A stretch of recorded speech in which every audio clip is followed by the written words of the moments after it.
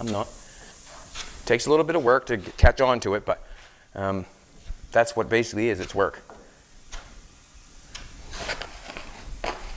And what can I say? There's so many people that are so good at this that don't generally get the credit that they deserve, and that's because they're behind the scenes.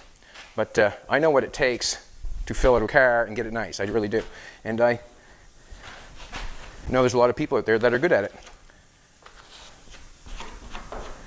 Anytime you see a spot that's not mixed right, make sure you dive back into her and get it. Jolene did a beautiful job welding that door lock up today. Beautiful job. Oh, I want to throw a shout out to Gene Winfield's Hot Rod and Customs and Jimmy. They just sent me a little video. I got to see it on Jolene's phone. Thank you very much. I appreciate that. And I'll tell you why I appreciate it. Because he's a man that I respect, and he showed me a little bit of attention, and I appreciate that so much. Thanks, Jimmy. Appreciate it. Made my morning, you know. Jolene was the icing on the cake, but made my morning.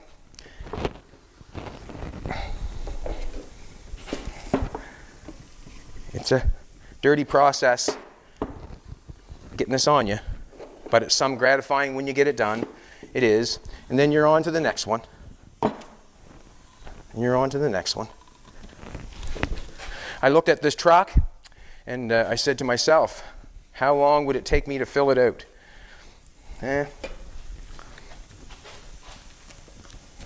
I'm guessing, but I think if I stayed at it, if I worked at it 8 hours a day, I could probably finish it in a couple weeks, probably.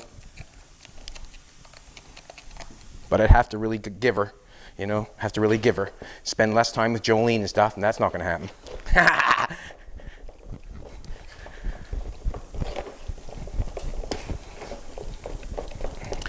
The fiberglass that I spread on there that you see, that is, I would say that's 3/4 of a gallon there.